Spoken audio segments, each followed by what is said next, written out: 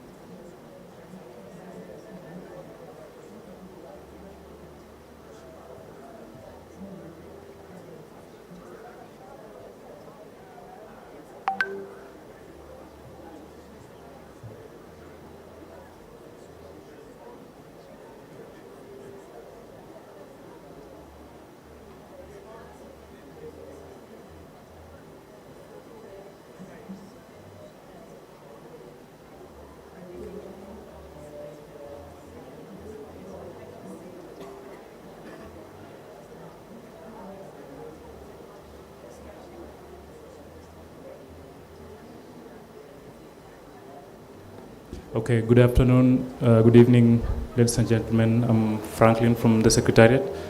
I just want to tell you that this event is delayed a bit. We ask for your indulgence. The opening session and the GST event took some time, but we will be able to start in about 5 minutes. So sorry for the delay, and this will be starting shortly. Thanks.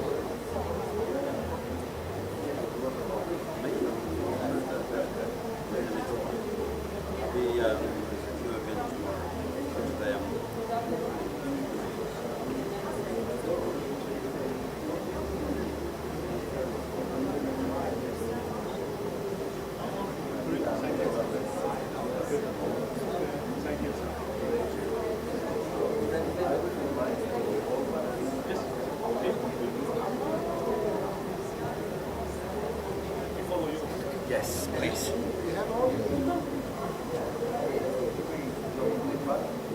Sit off there and enjoy.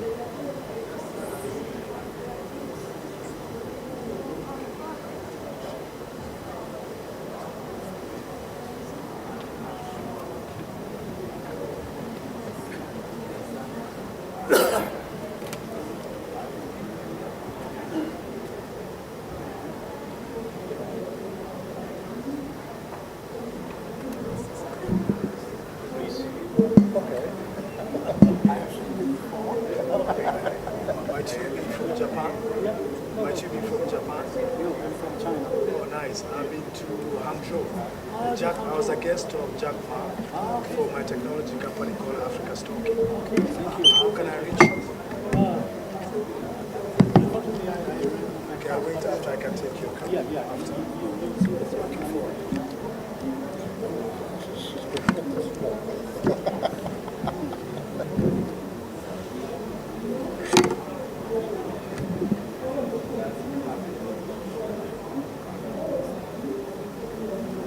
Pronounce your first name.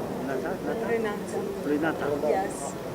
The culture, Italian folk. Croatian. Croatian. Yes. So it's not the German Renata. No. You pronounce it a little bit different. Yes. I guess I tend to think it's more Italian. A softer E. See, you're very have a good ear for surnames and names and pronunciation. Okay.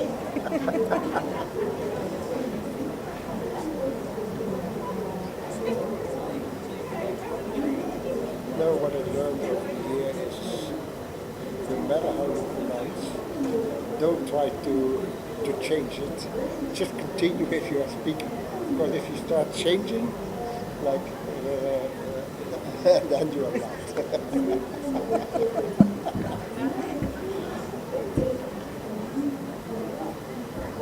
She's responsible for having me here. My colleague Daisy.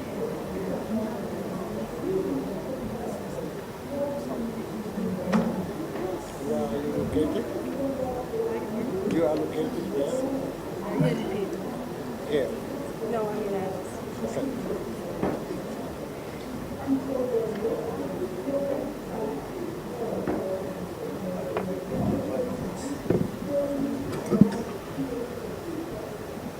You also could enjoy the traffic jam this morning.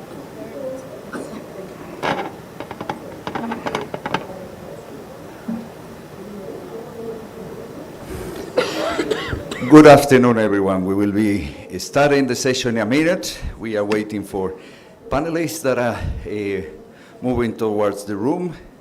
Please, I would like to invite you, those that are sitting at the back, to come in front so that we can start quite soon.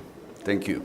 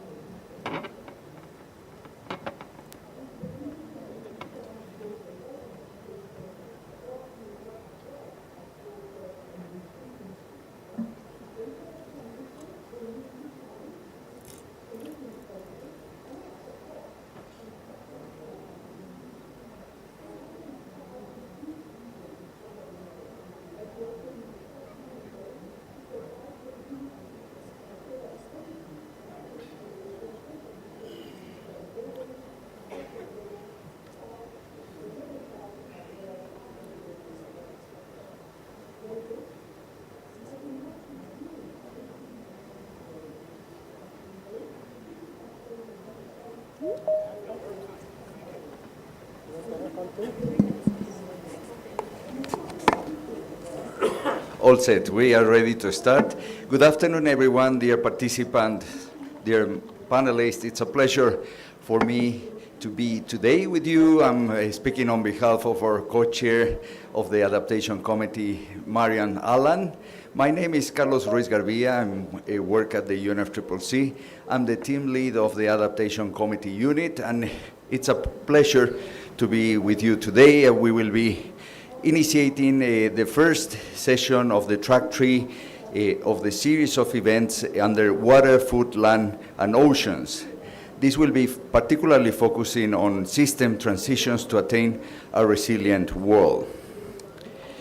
So I would like to also indicate that this will fall under 2 major clusters that are designed in this session. So we will be looking at examining transformational adaptation and long-term resilience in Africa. And the second cluster looks into deep dive into critical pathways to transformative adaptation in this region. As you can see, we have a distinct group and well-known participants and speakers join us today, and they will initiate discussions under this track through these sessions that will fall under track 1, that is examining transformational adaptation and long-term resilience in this region. So the session will look and will focus on elaborating the Africa's vision for transformative adaptation and the long-term resilience, while spotting the key considerations that are connected to finance, planning, and governance needed to accelerate investment and realize transformation in 4 areas. These areas are, as mentioned before, water, food, land, and oceans. It's also important to mention that the session is a foundational discussion that will be aiming at setting the pace for the subsequent session, which examines tools that are connected to transformative innovation, but also technologies and capacities required to match the vision that will be elaborated at this session. We will try to also conduct a very interactive session, so we will, after the interventions by the panelists, we will invite interactive discussions with the participants, so we will open the floor after each one of the two parts of the session to interact with the participants. So please be ready to raise your questions. I also would like to inform that these outcomes of the session will be reported back to plenary at the closing of the Africa Climate Week. So these key takeaways and all the key messaging will be duly captured.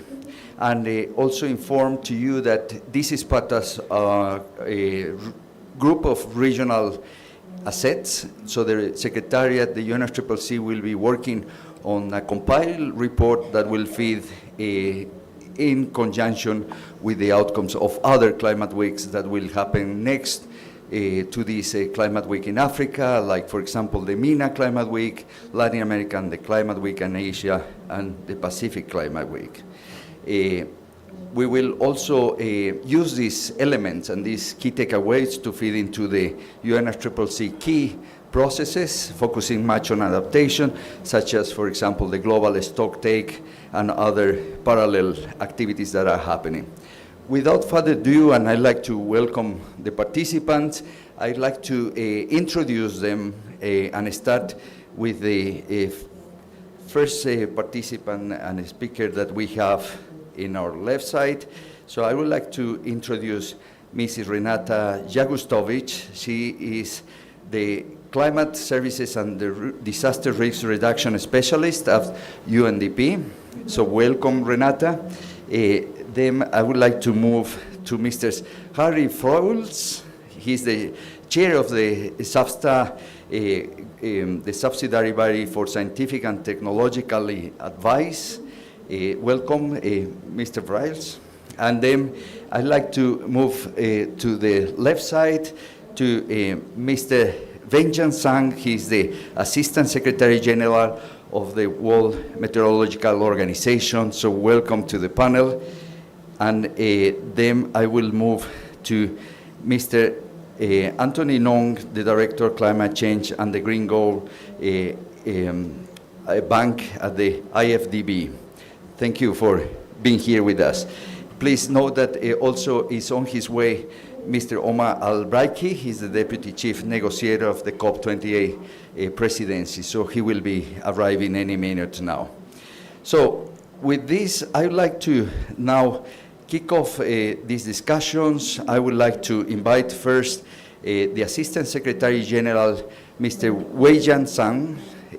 So Mr. Zhang, it's an honor really to be with you today. I would like to start off with you, maybe giving a little bit of background on the work that WMO has been undertaking, and this is connected to the session today.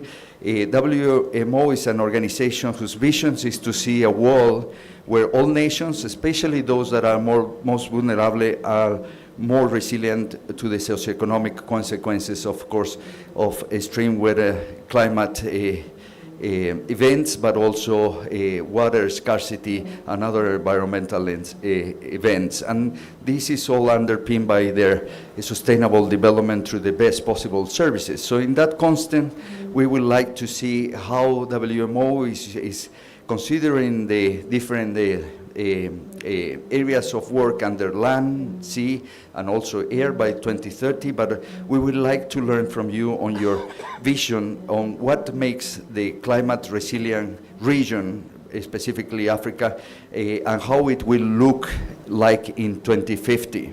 In this context, you may highlight some of your work that is aiming to supporting African countries. So with these guiding questions, I'd like to invite you to have the floor. Thank you. Maybe you can take the mic from there, and thank you.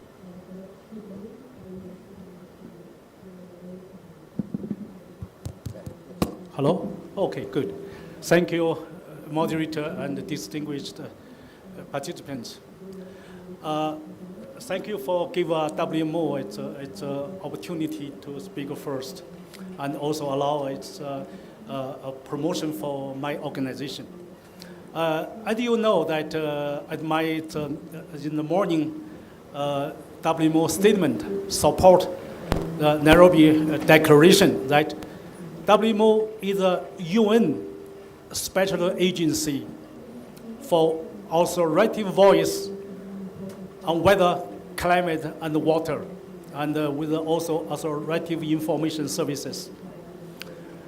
This organization this year will be 150 years of our anniversary. It's a long history and a strong collaborative spirit, the second oldest special agency of United Nations. And also back to the United Nations system, we are under the umbrella of a Social Economic Council, which means that it's not only our meteorological service provide you the weather forecasting, the clean, the hot, and the umbrella you need to take for rain, but more important than that, the critical that we need to support the national global social economic development. That's our key role. And again, linked to the key word here, long-term resilience. This is also the key task for WMO. And I just would like to make the connection. In the past 2 days, my boss, Professor Talas, Secretary General of WMO, have two big events. One is announce the launch of regional climate statement for Africa, which is this fourth year we continue to launch the regional climate statement jointly with the African Union Commission. Second is a more recent global initiative we call the UN Early Warning for All, which we have a regional action plan. We also launched the first day of the Climate Summit, Africa. So let's say a little bit visionary. We're looking for long-term resilience, 2030, 2050. But I would like we pay more attention in the next 5 years for building the regional early warning for all infrastructure. And I take the chance to promote the early warning for all, which have a 4 pillar. And the first pillar is called disaster knowledge, okay? If you have no knowledge to your national disaster, long-term and recent years, it's a situation, you lost. You may not know how to prepare. Second is that advanced forecasting and warning service. The first pillar will lead by UNDRR and WMO. The second for the operational technical part will be WMO leading responsibility. And the third pillar is the disseminating the warning information and the impact to the authority, local authority. Together, we work with the UNDP and the UNEP and the ITU, Regional International Telecommunication Union. And the last one is for this disaster rescue and building back better with a stronger and more resilient infrastructure. This is the critical. If you link the 4 pillars as a value chain, no single organization can do it. So I, again, would like to promote the importance for support the African climate solution by joining force with the United Nations efforts. Remember the opening day, President Ruto said there's only one UN headquarters in the global south, which is in Nairobi, and with the headquarters of UNEP, it's a habitat, yes, and also WMO have a regional office in Nairobi, in the UN complex. So this is a great opportunity for we working together, have a resilience, have a joint efforts. And I'm happy that we have it's our UNDP, it's colleagues, and build a strong regional early warning service cover all the four components. This will build the strong basis for we to build a long-term resilience. And dear Modest, I would like to stop here. Thank you. Thank you so much, Assistant Secretary General Wen Jin-san. He shows the powers of collaboration in the context, of course, of providing and delivering services at the African countries in our context here, and also some of the initiatives and actions that the organization is undertaking to address early warning systems, but beyond that, disseminating, of course, all the information that is required for adequate planning. So with further ado, I'd like to move to our next speaker, is Ambassador Nafo. He's the coordinator of the Africa Adaptation Initiative that aims to strengthen collaboration on adaptation across the continent through high-level Pan-African and regional dialogues, adaptation action, and on the ground, and addressing the adaptation financing gap. So I've been informed that he's still on his way, so we will then wait for the speaker, and I'd like to move to Professor Nyong from the African Development Bank. Professor Nyong is a valuable asset in terms of experience and also the angles that he's provided into this invaluable conversation, from building up to climate change initiatives and the well-known green growth agenda of the Africa Development Bank. So, Professor, I'd like to invite you to share with us a few words on the working of different capacities and initiatives that you have in the region. We are now discussing the possibility of transformative adaptation and long-term resilience, and you have had several reflections that you hear before. What should be done to revolutionize finance towards transformative adaptation and long-term resilience in the region? Yeah, thank you very much, and my sincere apologies for coming late. I had an event that overran its scheduled time. But let me state that for us, adaptation is the forgotten orphan, basically, when it comes to climate change. When you look at resources, the way they are allocated, more than 90%, actually about 93% of global climate finance goes to mitigation. And then just about 7% globally goes to adaptation. And on that comes to adaptation, Africa struggles with it and every other place. We are a low-emitting continent, so we don't really play in that 93%. It is in this 3% that we play in. Africa is a double jeopardy. We are not a high-emitting continent. Efforts are being made to cut the emissions of high-emitting continents. We are not there. Then when it comes to adaptation, which is 3%, that's where we struggle. So there is a need to raise adaptation at a global level. It's not something we can continue to be doing at the level we have been doing. So it's a local, adaptation is a local initiative, adaptation is something, and we keep playing at that local level, and money doesn't come in. Money that comes in just trickles. I can tell you that Africa, for instance, just gets about 3% of total global climate finance, and over 60% of that actually goes to mitigation.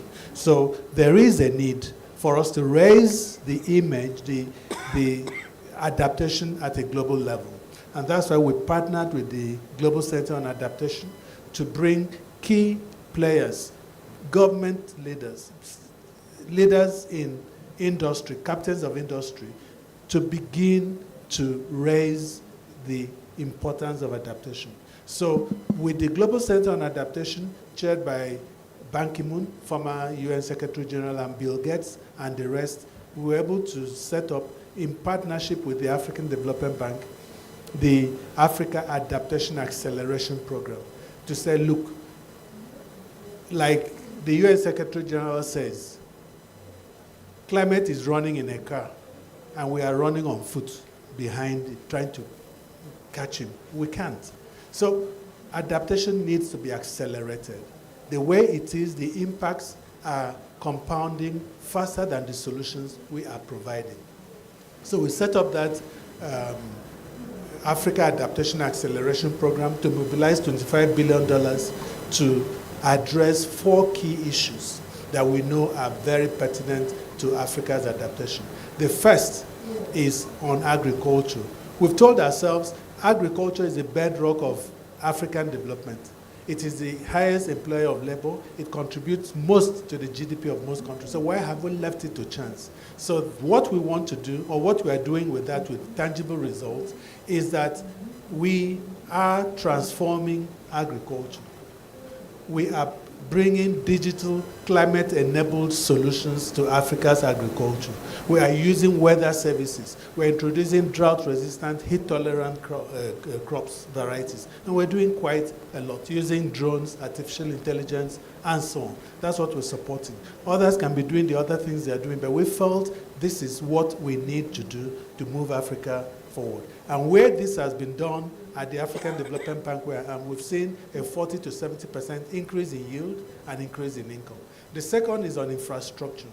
70% of Africa's infrastructure is yet to be built. It's cheaper and better to do it while designing it at, than to want to retrofit. So we've spent quite a lot of money in introducing and building resilience into our infrastructure. Then the third is on our youth. We need to harness the powers of this youth. Median age for Africa, 19.7 years. This could be an asset, could be a liability. We've said it's going to be an asset for us. So we've set up programs to create jobs for them, not just jobs, not just green jobs, jobs in the resilience space. Because if we're telling them that the future in Africa is resilience and adaptation, then we should create jobs in that space for them, and that's what we're doing. But we also realize that not everyone wants our jobs. Not every youth wants our job. Many of them are entrepreneurial. So we're supporting them in scaling their businesses from where they are to where they ought to be. In this summit, we've seen and heard so many of those youths talk about the things that we do. And the fourth thing we do to increase adaptation and accelerate it is on finance. The way the financial architecture is cannot solve the problem. We've made it clear. We struggle to access global funds for adaptation more than we would for mitigation, and it's not right. So we need new, innovative sources of finance that will come at scale and will be easy and will be accessible. So that's the fourth pillar. But then for us as a bank, we've said climate finance is important. So we've committed that 40% of all our financial investments at the African Development Bank will be for climate finance. But we've exceeded that, now we are 45. And we also said we'll achieve parity between adaptation finance and mitigation finance. We have exceeded that. As at last year, it was 67% adaptation, 33% mitigation. Not because mitigation is not important, but adaptation is what is most important to us. And let me conclude. I wouldn't like us to leave this hall with this myth of long-term resilience, transformative adaptation. There is a limit to adaptation. There's a limit to how long-term we can be when it comes to resilience. If we do not curb emissions, if we do not bring down emissions to what we think it should be, Africa cannot continue to adapt indefinitely. There is a limit to adaptation. So while we talk about adaptation, while we have goals for it, we're doing this believing that the high-emitting countries would also step down drastically on emissions so that Africa can breathe and then have space to adapt. Thank you. Thank you. A round of applause. Thank you. So, Professor Young, it was really inspiring to hear you and also reflecting on the need to increase adaptation finance. You have the landing zone on that, where you want to go, some key elements and sectors that are priority areas, agriculture, infrastructure, creation of jobs, but also increased access to finance on adaptation particularly, and the limit to adaptation moving forward with the long term. I'd like to maybe finish this first part of the intervention. So we wanted to to see different angles, starting from UN action and services that key organizations are providing to the region, moving into what is needed in terms of finance. And I will open the floor for a few questions now. We will have 10 minutes to interact with the speakers that participated before, and then after that we will connect all of these discussions to the UNFCCC process, specifically the GST, the global stocktake, and of course we'll learn from UNDP on their forward-looking actions. But now I'd like to invite the participants to raise questions. If you have any question for the two speakers, please raise your hand. I see a participant at the front. If you can introduce yourself and then target also the speaker you would like your questions to be answered. Thank you.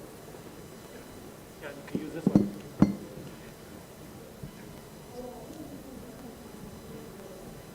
Hello everyone, my name is Martha Kagiri from Laikipia, and I have a question for Professor Nyong.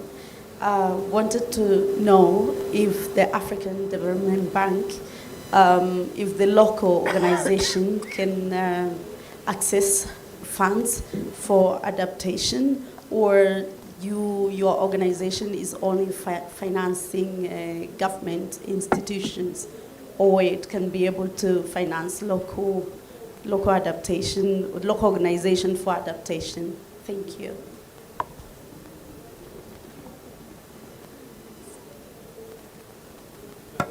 We have another question there. Maybe we compile these two questions and then we move to the answers. My name is Benedict Kitoni. My question goes to the Assistant Secretary General, WHO. According to current projections on climate in East Africa, we are estimated to see an increase in precipitation for the March, April, May rainfall. But those are projections which are being stipulated by WMO and the IPCC. But at the ground level, we see things are different. So to researchers and to farmers, farmers get information or climate forecast or weather forecast that we are going to have a lot of rainfall, and then they do their preparations, but when they plant, they get nothing. So in terms of projections, can we get an insight of what is happening in those kind of projections? And because they are projections from high-level bodies, we don't know maybe what is happening. Thank you. Thank you so much. So I propose we take one more question and then we pass the mic to the speakers. Yeah. Thank you. My name is Teddy Warrior from Africa Stocking and Climate Advocates Bosses Unidas. We have written a unique climate change curriculum known as Climate Innovation Challenge, and this is to Professor Nyong or Dr. Nyong. I'm wondering if you have any curriculum so far in the continent that can be used between 8 to 18 years old, because I think the first step is to ensure that our young ones know about the climate action vocabulary and what they can do to mitigate climate action. So we have it, and it's available at climateinnovationchallenge.org, and it won the Emmy Award in 2020 in the United States, and we're adapting it for Kenya and for the rest of Africa. Thank you so much. We will take on these three first questions, and then we will go to a second round. Any of the speakers would like to start? Thank you so much. Yeah, thank you very much, Martha. The African Development Bank is a bank for countries. All the African countries and about 18 other non-African countries are shareholders. So we basically bank these countries.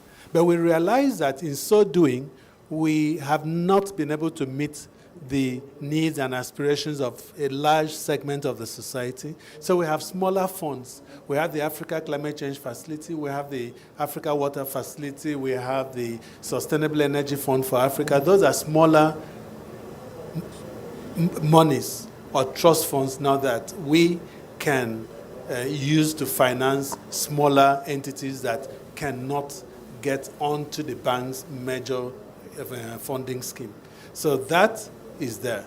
We have just created, which I announced today, some minutes ago, not too long ago, we've created what we call the Climate Action Window that has some money in it thanks to the generosity of some of our friends, the UK, Netherlands, Germany, and Switzerland, who've put in up over 400 million into that to be able to reach the people that finance has not reached adequately.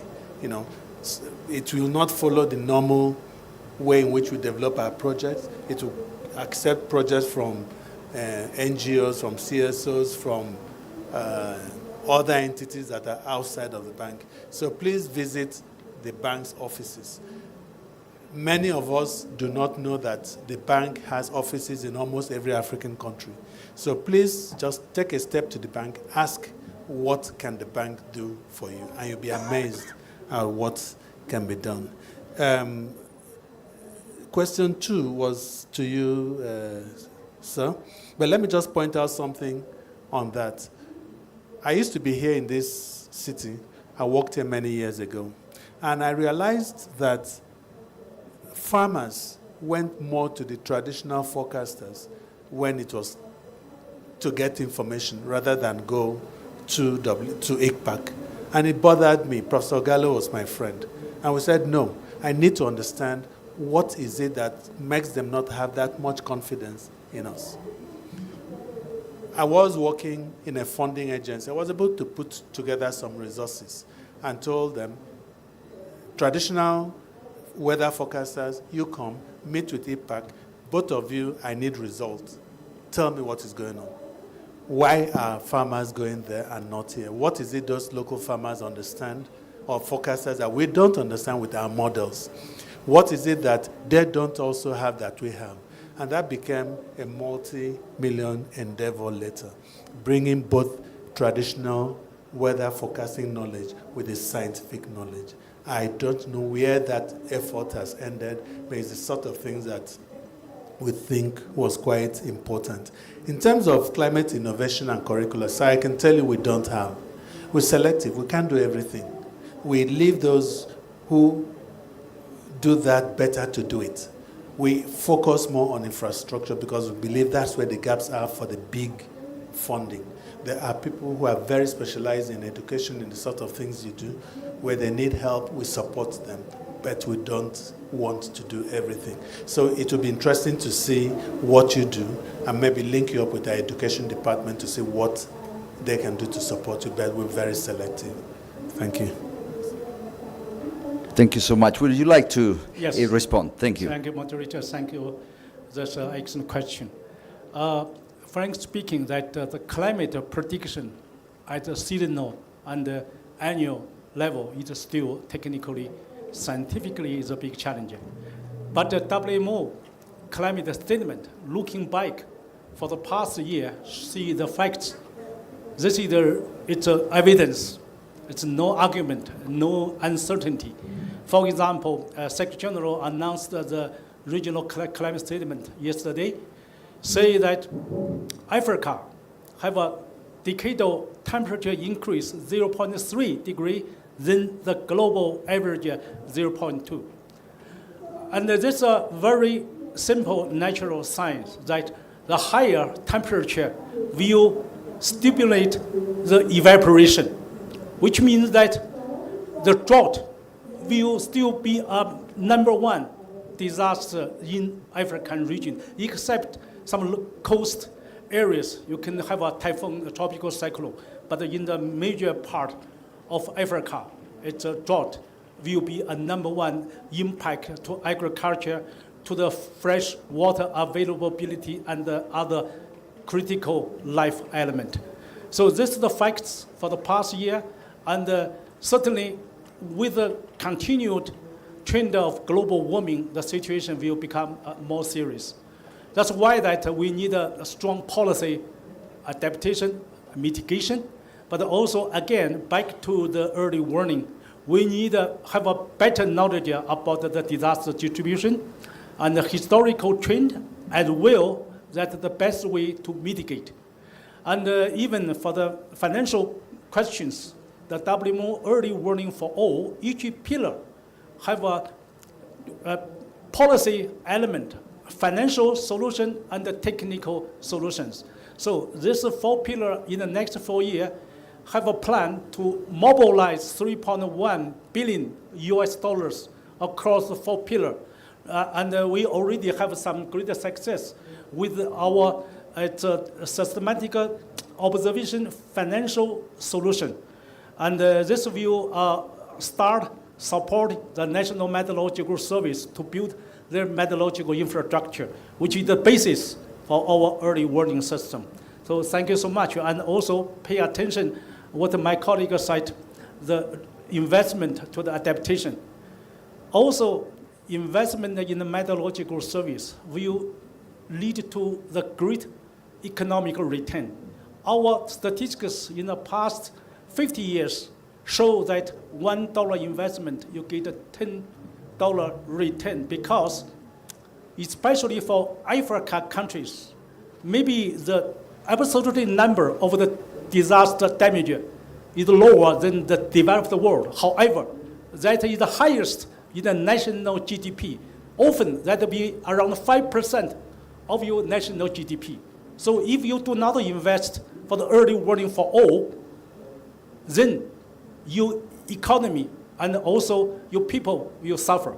So this is why that WMO, and together with the UN organization partners, with the funding agency, we have a strong effort, continue to contribute to build a resilient, to build the infrastructure for you to protect your property and also sustain your economic development. Thank you so much. Thank you so much. I will kindly ask you to keep your questions on hold. We will go back to this last part of this segment with the remaining questions. I would like to move to the next part of these panel discussions. I'd like to complement with some of the different points that have been raised connected to existing solutions, much focus about the financial flows to adaptation and the long-term vision on transformative adaptation and resilient. Now I'd like to see how this all connected to the UNFCCC process. Invite Mr. Harry Fowles. So, Mr. Fowles, first of all, congratulations for your appointment as your new appointment as SB SABSTA chair, and you just concluded the SB 58 that took place back in June in Bonn, and there were several interesting outcomes. We also saw you in the last couple of weeks participating in a number of events like the workshop on the GGL, the Global Goal on Adaptation, but also engaging other regional communities. Could you please reflect on some of those outcomes that you hear, especially in relation to those that are particularly important for Africa, and highlight how actors on the African continent can accelerate transformative action for adaptation and long-term resilience in light of the global stocktake process? Mr. Fowles, you have the floor. Thank you, Carlos, for this nice word. And yes, looking back to Bonn, if you have the first time a session where you have an immense room where all parties have at least 4 seats, you can imagine how big it is and how impressive it is to see that those parties together move forward. And in Bonn, we discussed, among others, the global stocktake, the global goal on adaptation, as you mentioned, but also finance, adaptation itself, and so on. Now going to the role of the global stocktake. I just want to recall that why we agreed in the Paris Agreement on a global stocktake. Because we want to have high ambitions in the Paris Agreement, and after a number of years we want to take stock. How far are we? Are we in the direction of the targets we set? And if not, what new actions are needed that the target, the overall global one, still can be reached. So the GSD process that is already going on for the last 2 years with information collection, followed by technical examination and discussions with parties on what knowledge we have. And within a few days, and that it was already mentioned several times also during the last day, the final report of the technical phase will be published, and then we move in what we call the political one. The political one is the phase where parties have at the end, at the COP, agree on a text, what are the gaps, and how we want to go forward. And simply put, the global stocktake, the upcoming cycle of NDCs should be informed by that. So parties has to use that for urgency of climate actions. But the global stocktake is not operation in isolation, but is aligned with other work streams inside the UNFCCC process and outside that. You mentioned already the global goal on adaptation. And I chaired a number of workshops with parties how we can move forward and agree on a global goal on adaptation. Because the global goal on adaptation should move into the global stocktake. Because we had an ambition keeping 1.5 degrees in reach, but that is mitigation. For adaptation, parties agree we should come up with a global goal. And it was and is still not an easy exercise. Parties are discussing not one goal, but a number of potential indicators on such a global goal, because it is related to finance, it is related to actions, and of course it is related to country-specific situation, and it is not simple summing up all that into one global total. And for the first two speakers, one of the elements that is included as a potential global indicator is the realization of the early warning system. So there we see the relationship between the different UN organizations and how it moves together. It is a difficult discussion on finance because everybody realized, and it was repeated over and over today and also in this session, financing is a key enabler. And it cannot be seen apart, simple with numbers. It should also be seen in what are our ambitions. And it is clear the gap on what developed countries promised on finance is reached too late.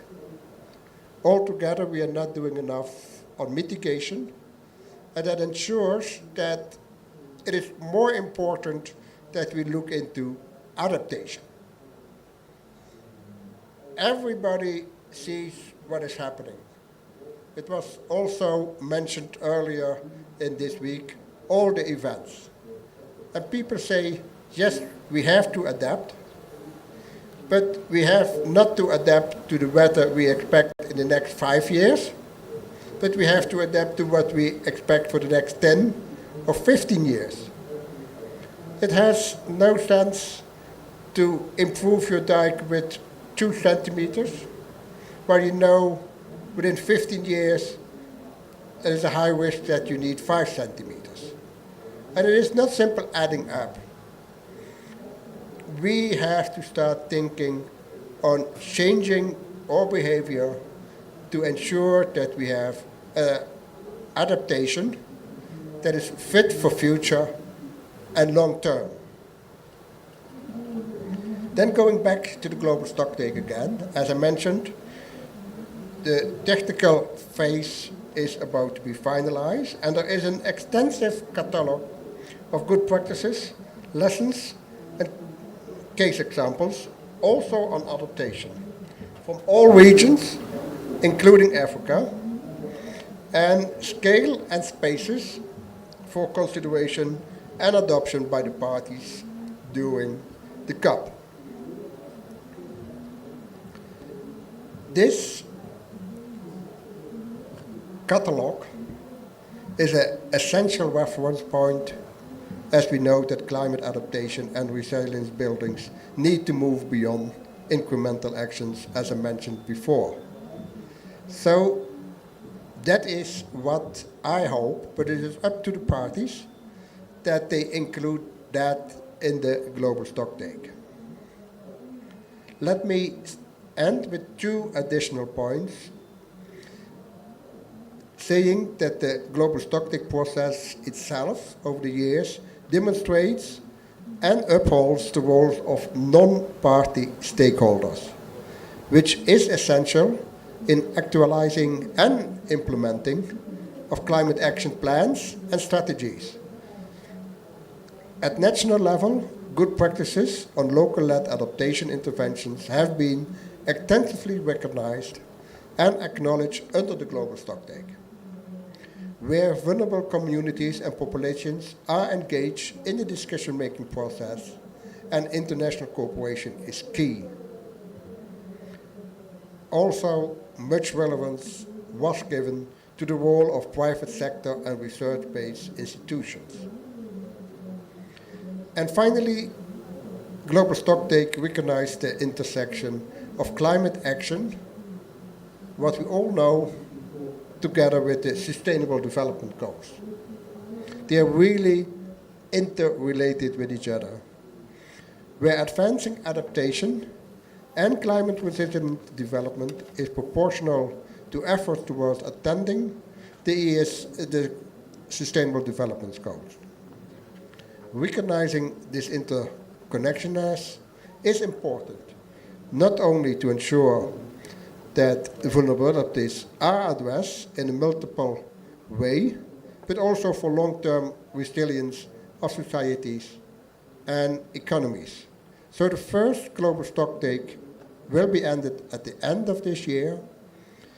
The global goal on adaptation will feed in and will then be an element for the next global stocktake, because it is a process that will be repeated every 5 years.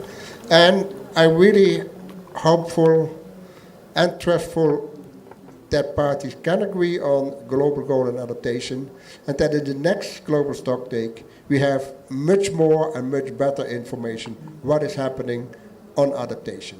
Thank you very much. Thank you. This was our Substa Chair, Harry Foles.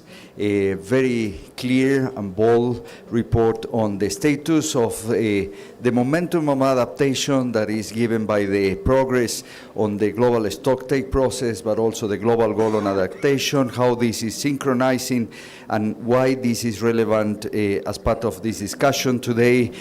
Also, what can be expected and how the GGA is, for example, feeding into the GST process that it's starting in its first cycle, but then will continue moving ahead with these different elements, and also how they synchronize with the bigger picture of the SDGs moving forward and the importance of the long-term vision to have more proactive action as opposed to reactive adaptation actions. So with that, I would like to move to our next speaker. She is Renata Jagustovic. Renata is experienced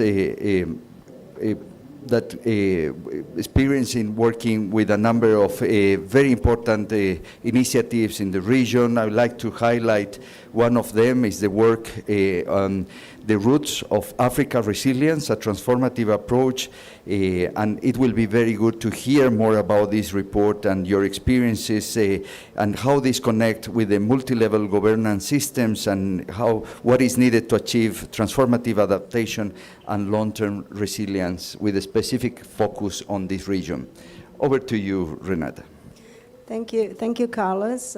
Thank you to the panelists for insightful words, and also to the audience for being here and engaging on this important debate on transformative adaptation that I believe it's very much needed.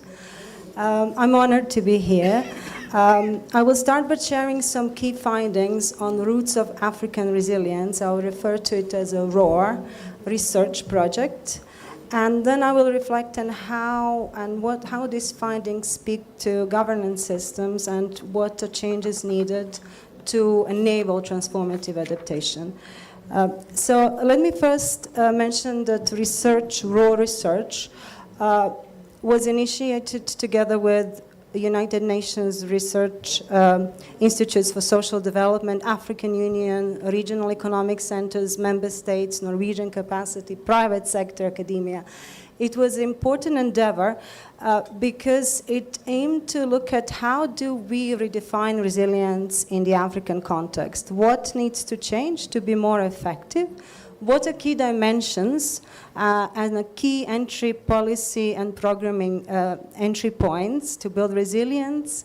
How do we operationalize and measure resilience?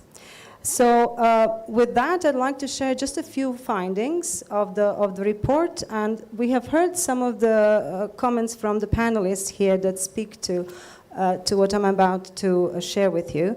So with regard to dimensions of resilience, the research puts forward 5 key dimensions that are critical for the continent, being a social, economical, institutional, ecological, and governance dimension. So governance is put forward as a key subsector dimension to address the resilience building. Another point I'd like to share finding is that when it comes to resilience capacity, we identified anticipatory, that very much goes to early warning for all that we have heard about, absorbative, adaptive, and transformative capacity. Anticipatory and transformative capacity being very critical in many regions of the continent. Another key point I'd like to share that looking at the resilience interventions, and especially those that are transformative, we have identified a need to move from a risk-specific approach to building resilience. In Horn, where we are right now, we see climate and insecurity and many other risks impacting communities at the same time. So from risk-specific to multi-risk approach, from sector-specific, which has really been prominent on the continent, to multi-sectoral, a whole system approach, through scale-specific, and here I'm talking, we heard about temporal and spatial scales, to multi-scale approach. So in other words, building resilience calls for a strong, resilient communities, sub-regions, regions, continent. So looking at different scales and how these approaches to building resilience are fully aligned. And when it comes to temporal scale, we talked about short and long-term resilience. We need to identify policies and programs that are effective both in short and the long term. We are now seeing many interventions that will not be effective 5, 10, 15, 20 years from now. So there is that temporal element. So what are the implications for the governance? Let me just mention a few, and how can governance systems enable transformational adaptation. So the raw findings indicate a need for review the readiness and effectiveness of the government systems, to what extent they're able to facilitate transformative adaptation. We talked about moving from sector-specific to multi-sector approach, so a whole system approach. This calls for the whole of government approach, an integrated approach, and joint actions, initiatives, performed jointly by different ministries, public agencies, for coordinated solutions to the complex problems. We talked a lot about risk here, and for the risk, the raw findings indicates importance to understand risks, but to understand risks, we need to look at hazards and vulnerabilities within the systems, and how they translate into risks. And there we're looking not just at trends and historical data and what's coming now, but importance of predictive analytics was put forward to understand how to put together resilience programs and strategies for future-ready continent. Another point that comes across very strongly when it comes to scales, looking in transboundary risks. We do not have strong mechanisms in place to monitor transboundary risks. We also need to review the mechanism in place for managing transboundary natural resources. They are critical as we move forward towards transformational adaptation. Two more points I want to mention on policy level. We urgently need to evaluate policies we have in place, to what extent they're effective against the future shocks. Something that was mentioned already by the panelists. We need to maximize co-benefits between sectors, integrate risk reduction, climate change and sustainable development goals, and manage trade-offs. We need to do more with less, so multi-sectoral and multi-risk approach is coming forward as a critical. We need to learn how to live with risks, so agile policies that can be adapted to different risks we are facing at different time will be critical. And we heard from the panelists here on regulatory and economic instruments. They could do more. They should be reviewed to understand to what extent are they supporting transformative adaptation. And when it comes to equity, we need to look to what extent our policies right now supporting the most vulnerable communities that are really impacted by climate change and will be impacted the most. One of the speakers from the audience mentioned local capacities and resources. I mentioned importance of building resilience in different scales, and from importance of central government to be able to pull together different stakeholders from private sector, communities, civil society, but also building resilience and enabling local government to address the vulnerabilities within the system is proving to be critical. Public finance, expenditure management is critical to understand what type of resilience actions are we supporting right now. And finally, I would say that raw findings really urge to question how we conceptualize governance, how we practice governance, and whether we need to change to enable transformative adaptation at different levels. Maybe I can leave it at that. And over to you, Carlos. Thank you so much. This was Renata Jugastovic, and it is an interesting perspective. So in this curation of the session, we were looking, of course, at these elements on transformative adaptation. We were looking at examining also the climate resilient strategies, and the experience provided by Renata was key to validate some of the discussions that we have with a view on looking into the outcomes of this report, Roots of African Resilience. Very interesting points that were identified. So we went also to some elements on what needs to be done to redesign resilience in the Africa context, how we operationalize and measure resilience, and then we learn on different angles, perspective, and pillars to do that. Integrated approach that moves from social, economic, but also environmental aspects, and towards an integrated approach that will, of course, help to governments and local actors to move quickly with the adaptation that is needed. And also the transboundary elements on these discussions. We need actions that is synergetic, that is coherent, that is defragmented, and so these elements are much useful to learn from existing initiatives, but also to start drawing the pathways to long-term strategy. So thank you to our panelists. We have a few minutes now for for question and answers and an open debate with the audience. I would like to invite to raise your hand and please introduce yourself, write your questions, and if you can help me to target who from the panel you would like to respond to your question. So I'd like to start the first round with the lady in the third row. Thank you so much, Mr. Carlos. I would like to raise my question to Madam, my fellow lady there. My name is Nakamia Asompta from Uganda. I am an environmentalist and an activist. Through activism,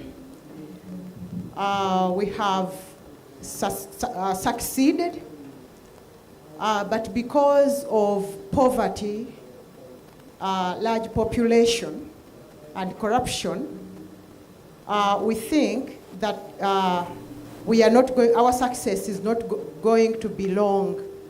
So I realized that adaptation and resilience is needed. And I started to mobilize women because I know that us women, we are more vulnerable to climate change. When I started that, now I started to sensitize them on the way to catalyze climate actions, and we have started that. But doing this, we need to, the most thing I want in that is the mindset change, for them to understand how we can stay, how we can go about with this climate change. But the problem that we are having is funding. We need funds so that we can mobilize ladies, because most of the ladies are charcoal vendors and they need to change. And so we have already started. We have started Thank about you. that. I would like to invite you to wrap up. I would like to ask you, my fellow lady, that how would you think you can help so that we can do this on this grassroots level, so that women can change their mindset and go along with this climate change, so that maybe they catalyze the climate actions. Thank you so much. Thank you so much for the question. We will get another one from the gentleman on the first row. I'd like to please invite you to introduce yourself briefly, but also be succinct with your questions. Thank you. My name is Francis Makabo from Kengen, Kenya. I just wanted to know, you said there's a serious imbalance between mitigation and adaptation. I wanted to know the reasons. What are the drivers? Is it that adaptation is an afterthought, or is there a deliberate effort to leave it behind? Or what is really driving that imbalance? Because from the discussion, from all the speakers, we realize both of them are equally important, and adaptation may even be more important or effective than the other. Then I wanted Madam just to clarify that she talked about dimensions of resilience, capacity building. There are several elements she mentioned. Just clarify a bit because I missed some of them. Thank you. Thank you so much. So we will move the mic to the speakers. We have two questions. I think the second one is targeting all the speakers. I would like to start with the first question. I guess it was to Renata, and then we move to the next one. Thank you, Madam Asafa from Uganda. Asota, apologies for mispronunciation. A very challenging question on changing the mindset and exiting from charcoal production, diversifying livelihoods of women, and working at the grassroots level and accessing financing. I can reflect on my experience in northern Ghana, in Mali and Mozambique, working with women and addressing some of the issues. I don't think I have a solution, But I find as one of the challenge is that local communities are really looking into addressing and tackling immediate needs. So it is income for maybe addressing a food security gap and purchasing food. And that sort of long-term thinking of climate change and sort of long-term planning is definitely not often a priority. So how do we bring that understanding what the future brings and necessity to diversify, exit from, in your case, charcoal production remains, quite a challenge. Diversification, I think it's critical. Accessing finance, maybe potentially through the local government institutions, could be looked at. In my experience, I have worked with women in Ghana, in northern Ghana, and here we engaged and provided the data and information not just on short-term impact of climate change, but also longer-term projections. And with these longer-term projections, that often motivated farmers and women to look into more of a transformative type of adaptation. So these are some of the reflections I can provide. On the other question on dimensions, there are 5 dimensions that were identified as a critical: ecological, institutional, infrastructural, governmental, and social. On the capacity, we had anticipatory, absorptive, adaptive, and transformative capacity. Now, understanding risks and vulnerabilities, or hazards and vulnerabilities, is key to understand what kind of capacity we need to develop. In some case, maybe adaptation is possible, as we heard, but there are limits to adaptation, as we heard from the first speaker, and we need to transform. So again, that long-term projection of the hazards, climate and other socioeconomic dynamics, is critical to understand what type of capacity we need, resilience capacity. These are some of the findings and my contribution to this. Thank you. Thank you so much. There was a second question from the gentleman from the first row. If any would like to react to that, that was connected to the debate on the adaptation/mitigation balance and why it need to be considered. Hello, thanks. Can you hear me? Let me first lay it simple because I want us to be very real. Many years ago, my grandmother did not know what adaptation or mitigation was. She farmed the land and did what we consider was good farming practice. We have come now to separate what really is the mitigation, what really is the adaptation. Mitigation is easy to understand because it has one metric, CO2 equivalent, whether it's in an electric car or in LED bulbs or in agricultural or in afforestation. It has one metric. Everybody understands what it is, CO2 emissions. But when it comes to adaptation, you read 50 different papers, you get 50 different things about what adaptation is. They tell you it's location specific. It depends on what you do and call it adaptation in your place. It's really no harmonized text on exactly what adaptation is across every climate, across every geography. So people then say, okay, since we don't know what it is we're actually paying for or buying, then leave it. And then secondly, mitigation is considered to be rent-seeking. It generates income in trying to deal with it. So whether I want to cut CO2 from this place, I change the bulbs and put LED bulbs rather than put, incandescent bulbs. What does that do? I've cut down emissions. Why? Because, and I have also empowered people who manufacture LED bulbs to go into it because they have seen the benefits of it. So why would I want to buy an electric car? Because I see the benefits of it. I'm contributing to this. We don't have such understanding with adaptation. There are so many things we have to measure, across entities, across vertical blocks, name them, in dealing with adaptation. Then the third thing we find is that people don't actually understand that adaptation has positive returns on investment. People identify adaptation as a public good. Yes, we do it, to make the community better off because we've provided them with water. We do it because we think it is important that women should not be exposed to polluting airs and substances, and lead to their death. So we do this, We always attach adaptation to public goods, but that's not the case. And that's why our partnership with the Global Center on Adaptation has tried to break all that down. It is important. Please turn your mind back.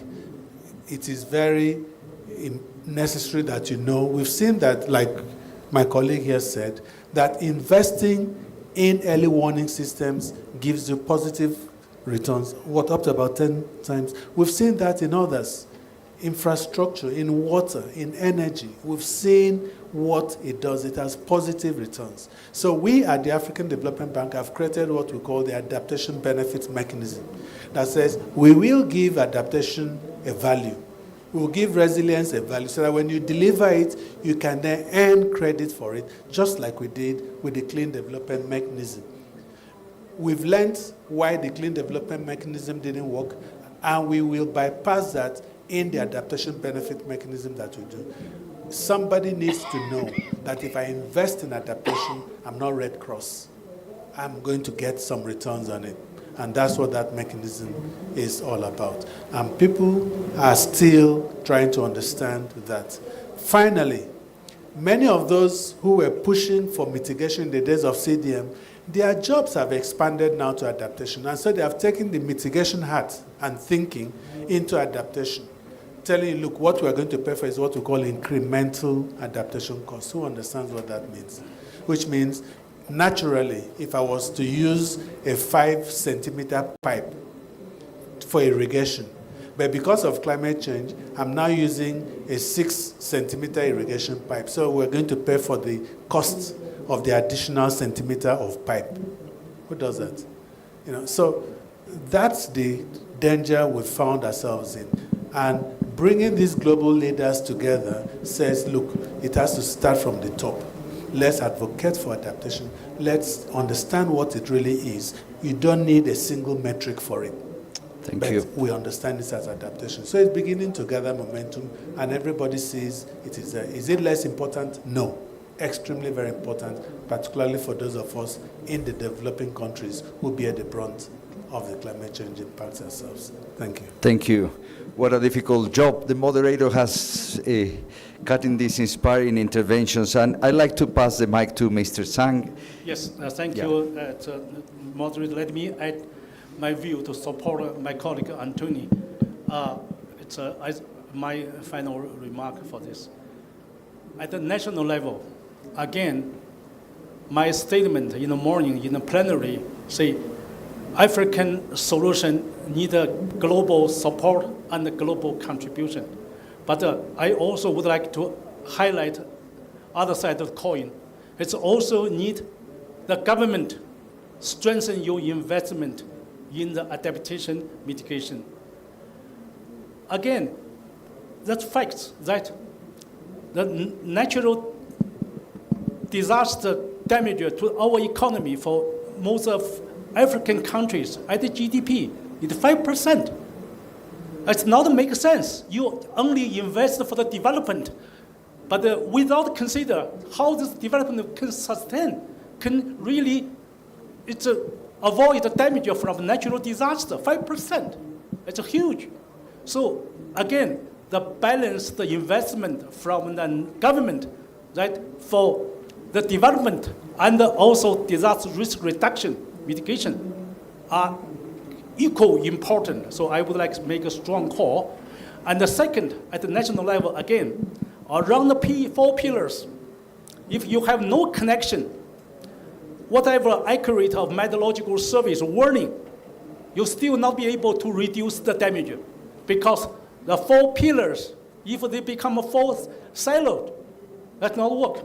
That's why WMO promote at the national level the integrated approach, the value chain approach, collaborating mechanism in place when disaster come. You know how to handle that. Second, at the regional level, I also highlight the importance of the regional collaboration. In WMO, our best region is Europe. They have a weather forecasting center at the whole regional level.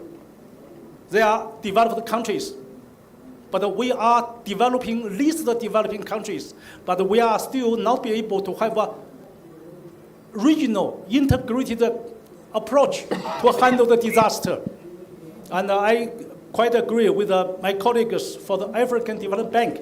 If they have the money to invest a regional, sub-regional infrastructure, that will be more cost-effective than the individual country-by-country approach. That's the demonstrated success of WMO.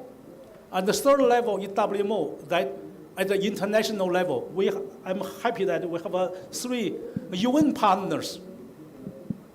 Without WMO, we would not have that weather forecasting capability now, 7 days, 90% accuracy. The same true for the early warning for all, for global and regional. United Nations system have a great power, have the best expertise, wisdom, and also mechanism across all the countries, across all the regions, that to facilitate the collaboration and do our business in a collective and integrated approach. So that's also one of my strong calls that to strengthen our collaboration across all the United Nations organizations. So thank you. Thank you so much. Yeah. So the cost benefit of adaptation and the power of regional collaboration. We are running out of time. I'd like to invite, maybe if any of the speakers would like to finalize with one very brief note. Otherwise, we can move to the closing. If this is not the case, then I would like to move to the closing. We are running out of time, and I would like to come to a big thanks to our speakers who have provided these brilliant exchanges, and I would like to thank you all, the participants as well, for being part of this journey. So today we initiated the track 3 discussions. We look into inclusive transformational adaptation and also the long-term resilient strategies for the continent. I'd like to maybe put a few words on what we hear today from the panelists, acknowledging the importance of the system transitions. We also embrace the transformative adaptation dialogue. We hear on what can make it be considered for an African vision for resilience and the collaboration on some aspects on innovation, but also the path forward.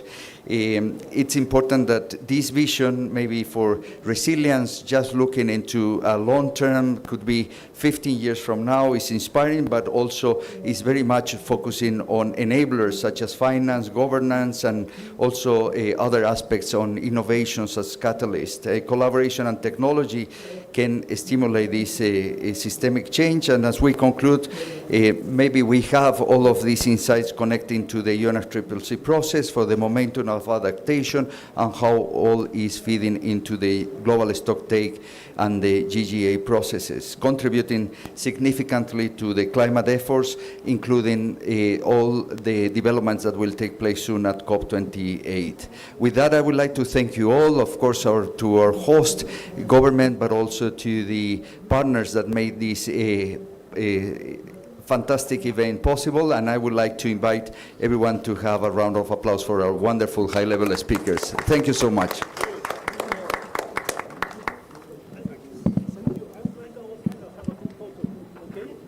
Yes, moderator, join us. I have a group photo. Thank you. Okay, group photo. Yeah.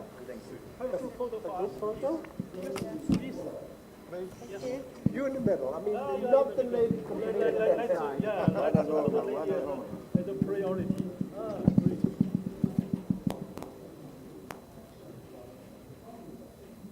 Okay, thank you so much. Thank you. Thank you. Keep in touch. Yes. Thank you for good work.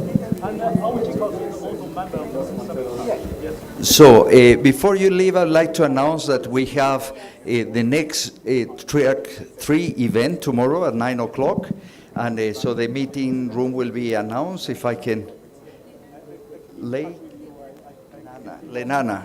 Lenana room. This is next to this room. Thank you so much, everyone.